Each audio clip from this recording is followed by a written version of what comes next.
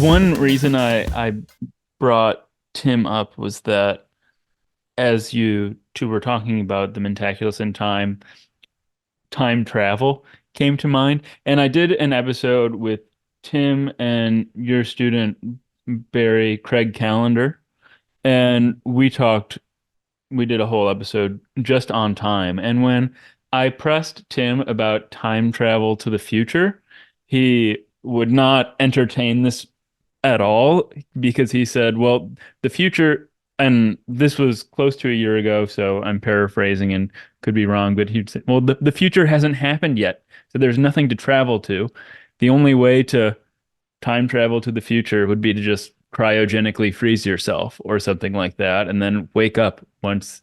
Uh, I don't know if he would say the future is the present, but I'm wondering, since you have this fundamentally different view of past and future and time, if the Mentaculus can lend itself to discussions of time travel and possibly travel to the future.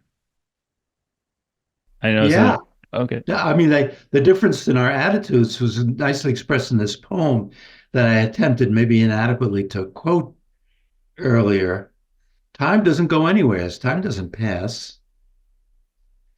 Now, is it a possibility for there to be some worm-like thing that exists in the future with something like a state in which it has memories like mine, which are connected by lawfully with my memories now or thoughts or experiences now? Well, that will depend on the fundamental dynamics of the world. And maybe general relativity allows for that. I don't really know. But, That's not but something. I'm puzzled here, and I'm puzzled by what you report Tim saying.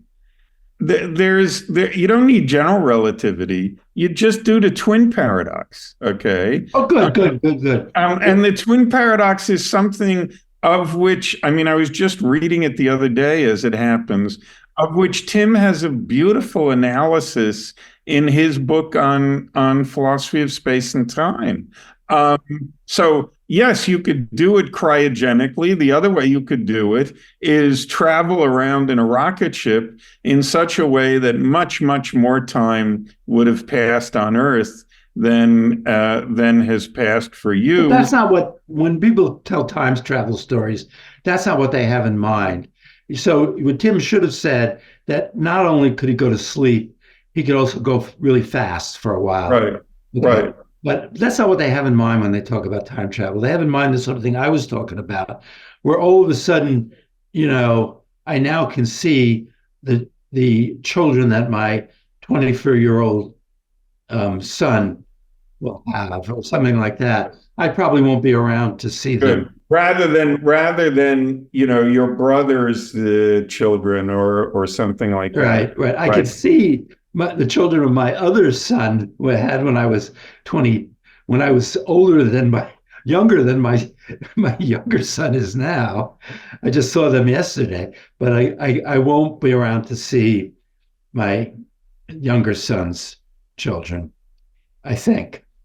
But if I could time travel, I could. But I think, isn't it right that some people think that general relativity has solutions which would allow for that as a possibility, or it's Well, they certainly controversial allow for time travel into the past, to the past. But which I've is read, usually what people worry is going to lead to paradoxes, where you kill your grandfather before you're conceived or before your parents are conceived, or something like that. Certainly, there are solutions to general relativity that allow for that.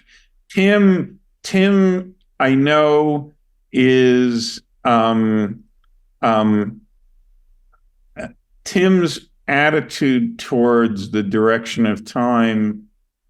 I don't want to speak for his current thoughts about this. Last time I spoke to him about it, he does see a tension between that and these kinds of solutions to the Einstein equations. he should And also be uncomfortable about he's metaphysics. tempted to suppose that those aren't genuinely, that those solutions don't correspond to any genuinely physical possibility for that his reason. metaphysics is ruling them out, and that should make him a little bit uneasy. I'm not saying it's a knockdown objection to it, but it should make him a little bit easier. Incidentally, I don't say that paradoxes that time travel into the future leads to paradox. No, time travel to the past would lead to getting rich if you could travel back. Right. No, time travel toward the past leads to past. But anyway, Robinson, I'm sorry, we're getting off topic. In answer to your question, no, I don't. I mean, these kinds of solutions to the general relativistic equations of motion, certainly something like the twin paradox, is not going to pose any kind of special issue for the Mentaculus. It's going to fit right in. It's just one of the solutions that's going to emerge from the microscopic equations of motion. And to the extent that we can make consistent sense of general relativistic kinds of time travel to the past, I don't see why those would pose a special problem either. Once again, these are just going to be features of the solutions to whatever the exact microscopic equations of motion of the world happen to be. There's going to be that slot for them in the Mentaculus architecture. They're going to lead to whatever kind of strange behaviors they lead to, but they're going to lead to those behaviors in the context of this general architecture. You're still going to need the microscopic equations of motion, the statistical postulate, and the past hypothesis. Well, there will be issues, because while the person is time traveling to the past, it'll still influence things in one temporal direction rather than the other.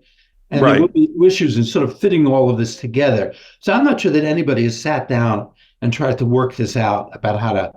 I agree with that. I guess what I'm saying is, off the top of my head,